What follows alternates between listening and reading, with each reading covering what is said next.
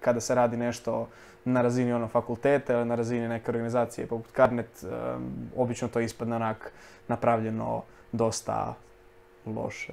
U smislu nevizionarski, možda da to nevizionarski, nemotivirano time da će se prodavati van zapravo toga, nemotivirano time da evo na primjer ovo što se sad, ja imam brata koji je u srednjoj školi i onda krenuo je kad je krenula ta nekakva e-nastava, to je bilo zapravo sramota što je to bilo sa digitalizacijom te nastave, to je...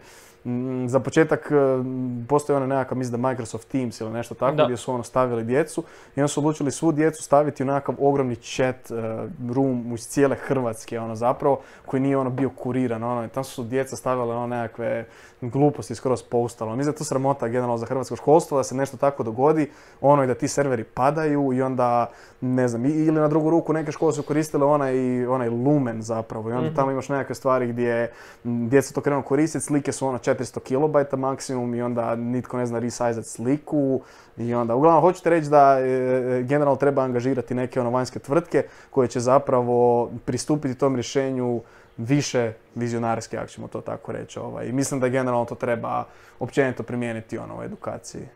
Da li ti misliš da ovaj tvoj proizvod ili neki od tvojih proizvoda kompatibilan da uđe u kurikulum škola? Ne kažem da se ti sad nudiš, ti si zapravo svjestan da ti radiš sad ovdje naglabam bez veze i definitivno rekao bi da generalno edukacijski sustav je bitka koju ja ne bih htio voditi zbog toga što sam se u više navrata dosta opekao recimo i nekako ja zapravo volim ovo što radim, gledam interese ove svoje tvrtke i jako se volim zabavljati s ovim proizvodima.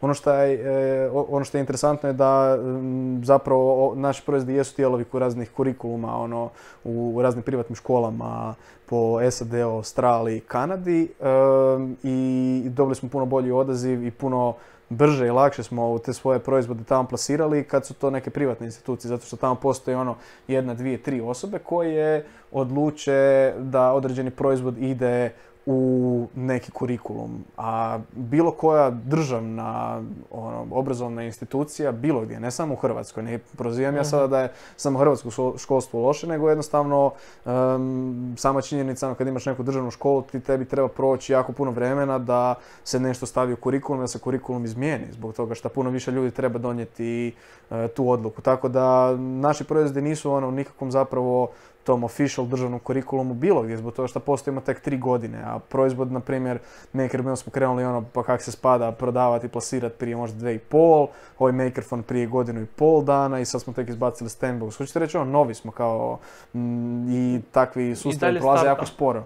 Prolaze jako sporo i ja nemam vremena čekati 4 godine da netko reformira nešto da ja stavim tamo svoj proizvod. Ja moram dalje izmišljati nove stvari i gledati da opstaneš na tržištu. A tako je, da. I mislim da je tu zapravo dio problema. Ali jesi malo onak razočaran što te niko iz kao obrazovnog sustava ili govorim sad razini školstvo ili sektor visokog obrazovanja nije prepoznao i rekao znači mi ćemo sad. Baš imaš paljbu na te obrazovne sustave, pa zato što, da ga ne voliš pa mislim, je li ovo srednja HR ili nije, pa mislim, ja kužim da ti kažem samo zašto, zato što naša uloga medija i naša uloga konkretno je progovarati o nekim negativnim pojavama koje postoje u društvu. I ja vidim jednostavno neko kada mi nešto napravimo, napišemo, da postoje neki minimalni pomaci. I ja sam uvjeren da i ovo tu će napraviti jedan minimalni pomak u našem društvu nabolje, jer neko će shvatiti, ipak možda ovaj Albert nije lud, u smislu nije da kritizira samo radi kritiziranja, nego je konstruktivne neke ideje ima, pa idemo poslušati što on ima za reći. Da, pa gledaj, definitivno vidim da općenito to školstvo dosta je Hrvatska bi nazvao točkasto, imaš jako puno svijetlih točki, jako puno svijetlih nekih priča, jako puno zapravo ljudi koji se trude, a na drugu ruku imaš jako puno ljudi koji se ne trude u tom cijelom sustavu. I ono što definitivno bih htio istaknuti svemu tome je da ja sam vrlo nedavno završio tu školu. Ja imam sad 21 i 3/4 godine, sad ćemo skoro 22, ali tamo sam još 2017. bio u školi i praktički osnovao sam svoju tvrtku još dok sam bio u 4. srednje. I na jednu ruku ja snimam taj nekakav ultra high-tech startup koji radi te igrače konzole, prodaje ih strancima i svašta nešto, a na drugu ruku mi tamo u gimnaziji u Karlovcu, koja nakon nije uopće loša škola, imamo jedno računalo na informatici na 2 učenika, onda se učenici smjenjuju, kužiš. Ili na treću ruku onda dobijemo tamo nekakvu donaciju, to je Karlovačkoj gimnaziji od Microsofta gdje oni podijele nekakvih 50 tableta ili nešto i onda se ti tableti stave u učionicu iz njemačkog i to oni se zaključuju u neki ormar. To se koristi samo onako jedanput u jedan od 365 dana u godini za igranje nekog kviza, kako se to zove, što svi igraju, Kahoot ili nešto. I onda nakon toga se to spremi unutra. Hoću ti reći kao, znaš, sve to je jako sporo, inertno i plastično. Imaš hrpu tih škola koji imaju 3D printere, kupe 3D printere i nitko ne zna raditi s time. I to će ti svatko reći. Kao, idemo riješiti problem digitalizacije i unapređenja edukacije. Kupi 3D printere, kupi tablete, baci ih tamo.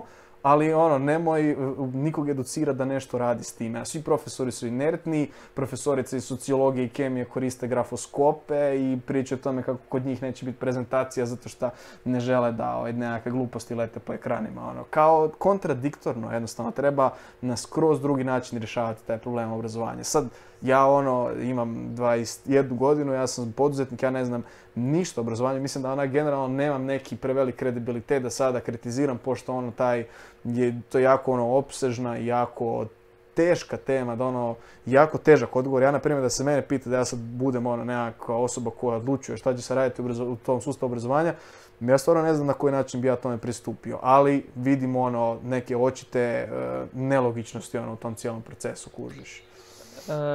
Huge respekt za to što si rekao da ne znaš od kud bi krenuo. Ne znam, to ti je, kužiš, ista stvar kao što je sad što je bilo s koronavirusom, svi pljuju po političarima, po stožeru, po svemu tome. Ja nisam fan ničeg od navedenog ali da meni neko sad da nekakav task, Albert, riješi problem koronavirusa u Hrvatskoj ili svijetu, ja nemam pojma gdje bi krenuo. To je ogroman responsibility, kao i ogroman problem i mislim da stvarno trebaš imati jako pametne ljude koji će se ne bojiti te odgovornosti da stvarno izmenadžiraju. Slična stvar i sa sustavom školstva. U Hrvatskoj ili bilo gdje, jako teška tema i koji je jako teško naći pristup.